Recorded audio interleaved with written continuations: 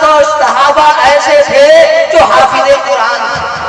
اب حضرت ابو بکر صدیق رضی اللہ تعالیٰ عنہ کو پریشانی ہوئی اور سوچنے لگے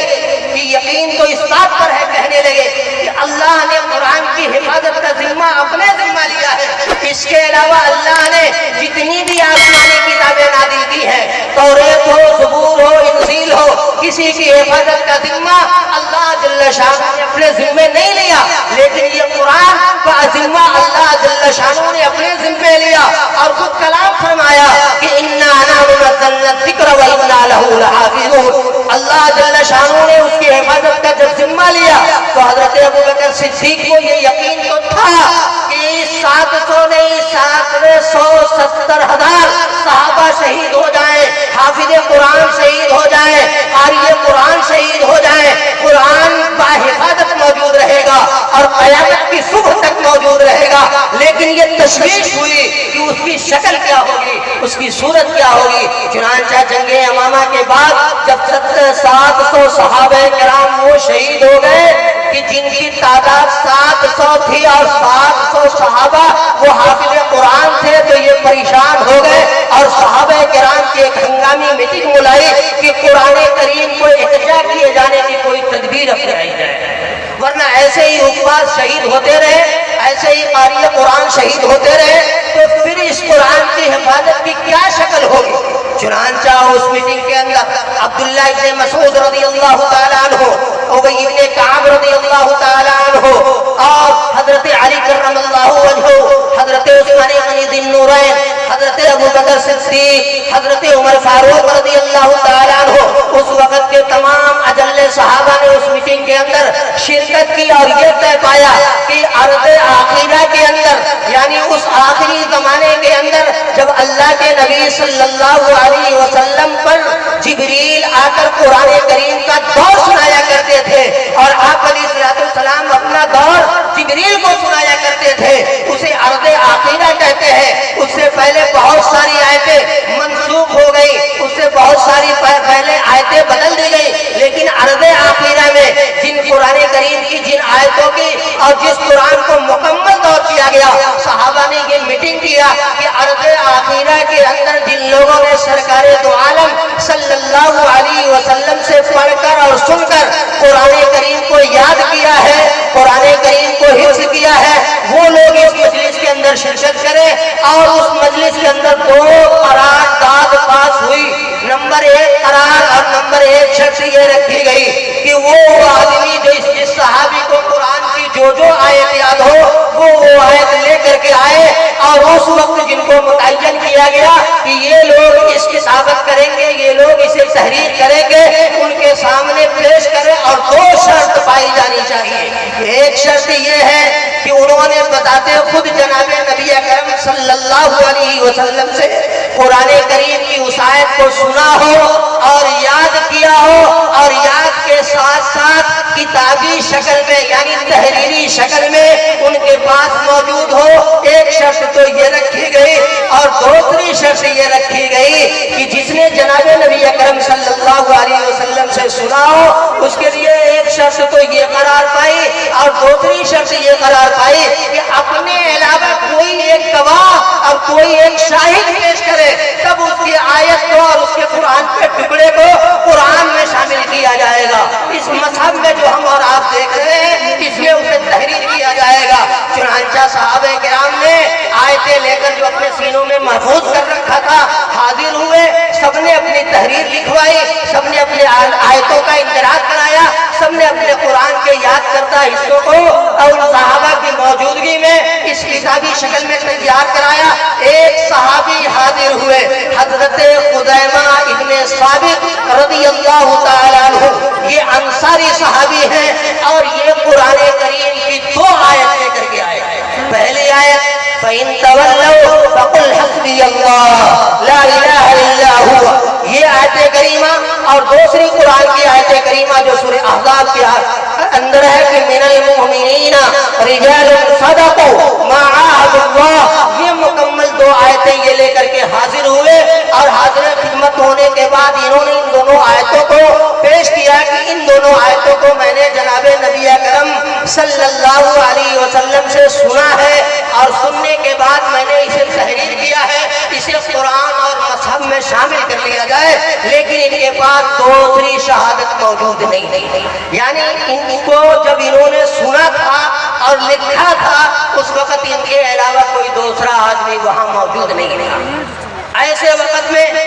صحابہ میں یہ مسئلہ اٹھا کہ ان دونوں آیتوں کو قرآن کریم میں شامل کیا جائے یا شامل نہ کیا جائے۔ جب یہ مسئلہ اٹھا تو پھر صحابہ کی ایک ہنگامی میٹنگ طلب کی گئی اور تمام صحابہ کی موجودگی میں اس وقت صحابہ کرام اس پتو پیش میں تھے کہ حضرت خزیمہ ابن ثابت انصاری صحابی جو دو آیت کریمہ لے کر کے حاضر ہوئے ہیں، ان دونوں آیت کریمہ کے اندر جو دو شرطیں پاس کی گئی ہیں، جو دو قرارداد پاس کیے گئے ہیں، ان دو قرارداد میں سے ان دو شرطوں میں سے صرف ایک شرط پائی جا رہی ہے اور ایک شرط پائی نہیں جا رہی ہے۔ ان کی لائی ہوئی آیت کو، ان کے لائے ہوئے قرآن کو قرآن میں شامل کیا جائے یا نہ شامل کیا جائے۔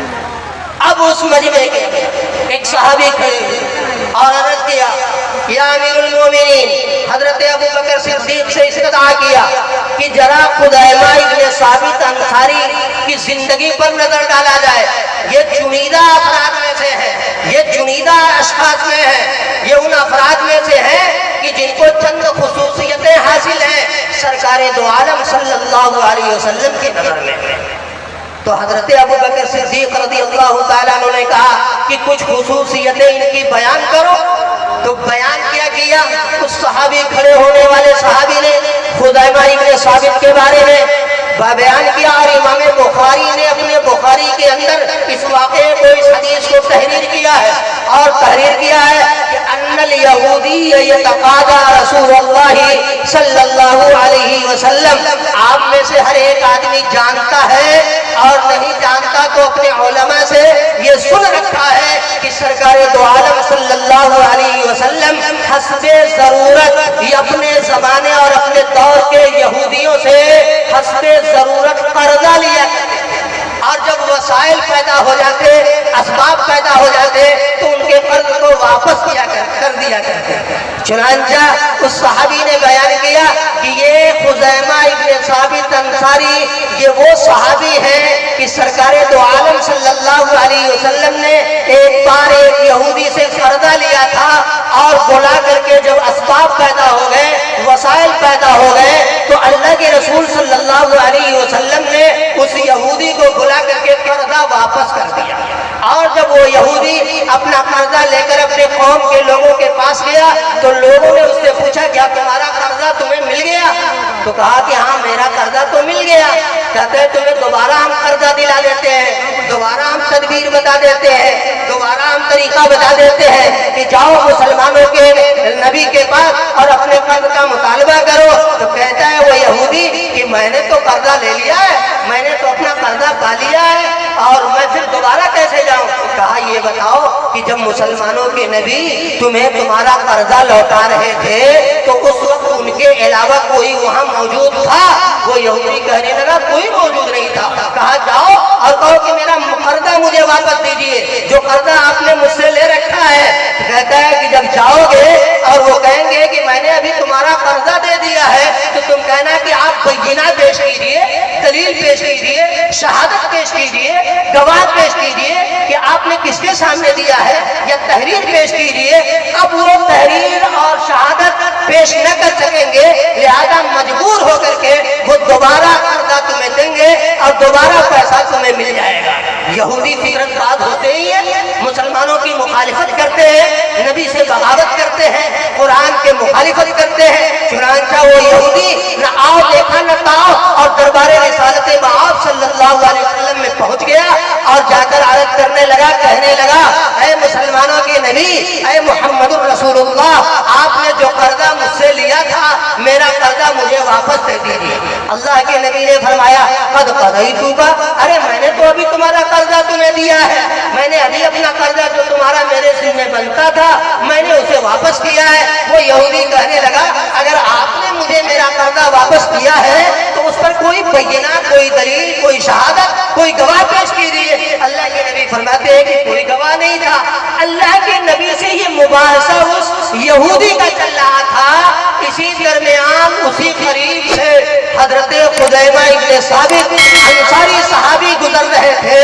और रोशनदान जंगले से ये आवाज उनके कानों में टकरा गई कि अल्लाह के नबी फरमा रहे हैं कद क़ज़ैतु का, कि मैंने तुम्हारा कर्जा दे दिया है। वो कहता है मुझे दलील दीजिए, सबूत पेश कीजिए, बय्यिना पेश कीजिए। हजरत खुदैमा इब्ने साबित अंसारी सहाबी ने न आओ देखा न कहा, बोझा सर से नीचे पटका और दरबार रिसालत मआब सल्लल्लाहु अलैहि वसल्लम में हाजिर हुए और जाकर के यहूदी पर बरस पड़े और कहने लगे नालायक, कमीना, बेहुदा, अभी अभी तूने कर्जा पाया है और कर्जा लेने के बाद तुम्हारा मुतालबा करने चला आया, दोबारा मुतालबा करने चला आया, मैं तुम्हारा ऐसा वैसा हाल कर दूंगा। वो यहूदी वहां से भाग पड़ा। अल्लाह के नबी सल्लल्लाहु अलैहि वसल्लम खुदैमा इब्ने साबित अंसारी से पूछने लगे, खुदैमा तुम तो मौजूद नहीं थे जब मेरा लेन देन उससे हुआ, जब मैंने अपना कर्जा उसे दिया, फिर तुमने शहादत कैसे दे दी,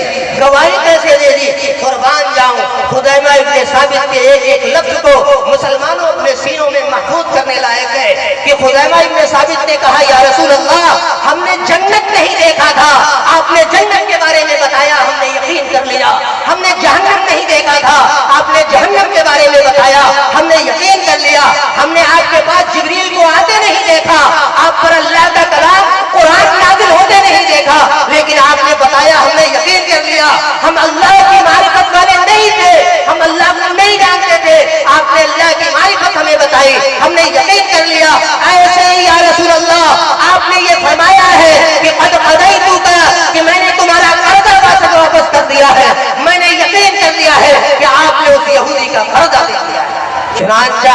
वो यहूदी वहां से फरार हुआ और सरकार दो आलम सल्लल्लाहु अलैहि वसल्लम ने खुदैमा इब्ने साबित को ये बशारत दी और सहाबा को ये खुशखबरी सुनाई कि सुनो, इस्लाम के अंदर जब भी शहादत और गवाही की जरूरत पड़ेगी तो ये खुदैमा इब्ने साबित अंसारी वो सहाबी है कि जहां दो की जरूरत पड़ेगी ये अकेले इनकी शहादत वहां काफी होगी। लिहाजा ये दोनों आए थे, कुरान करीम के अंदर फैसला हुआ कि शामिल कर लिया जाए। इस तरह से कुरान करीम को इस शक्ल में, मसाहफ की शक्ल में जो हमारे सामने मौजूद है,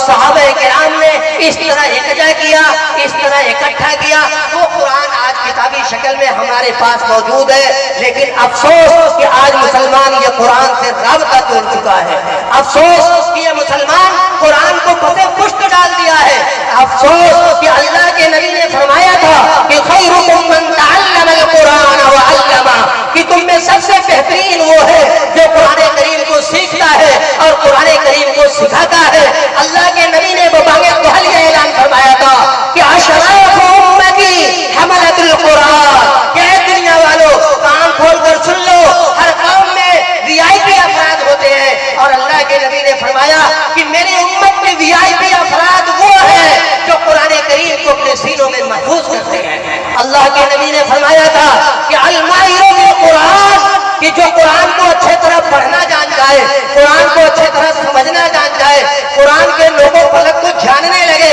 और उसे बेहतर अंदाज में तजवीद की रियायत के साथ, क़िराअत की रियायत के साथ पढ़ने लगे, तो अल्लाह के नबी फरमाते हैं, उस शख्स के बारे में ये खुशखबरी बताते हैं कि अल-माहिरू बिल कुरान मा सफरतिल किरामिल बररा, कि सुन लो जो लोग माहिर कुरान है, ये उलमा की जमात, ये हुफ़्फ़ाज़ की जमात, ये कुर्रा की जमात, ये आलिम दीन और मुफ्तियाने कराम की जमात, ये वो लोग हैं, ये मैं नहीं, प्यारे पैगंबर अपने ज़बान रिसालत से ये ज़मानत देते हैं कि क़यामत के मैदान में जहाँ सारे लोग नफ्स नफ्स के आलम में होंगे, अल्लाह के नबी फरमाते हैं कि ये कुरान को समझने वाले लोग, कुरान को अपना मिशन बनाने वाले लोग, कुरान पर अमल करने वाले लोग, ये क़यामत के मैदान में वीआईपी अफराद बनकर मुअज़्ज़ज़ फरिश्तों की जमात में मौजूद होंगे। वो कुरान अल्लाह जल्ल शानुहू ने आपके इस दरिया और इस बस्ती के दो बच्चों को ये सआदत दी है कि उन्होंने अपने सीनों के अंदर कुरान महफूज किया है। अल्लाह ताला इस कुरान की बरकत से और इस कुरान की सआदत से हमें अपनी जिंदगी की राह तय करने का मकाम और मरहला बनाए। ये चंद बातें जो मौके से हमें ہمیں یاد تھی ہم نے عرض کر دیا. اللہ تبارک و تعالی ہمیں اور آپ کو کہنے سننے سے زیادہ عمل کی توفیق عطا فرمائے. وآخر دعوانا الحمدللہ رب العالمین.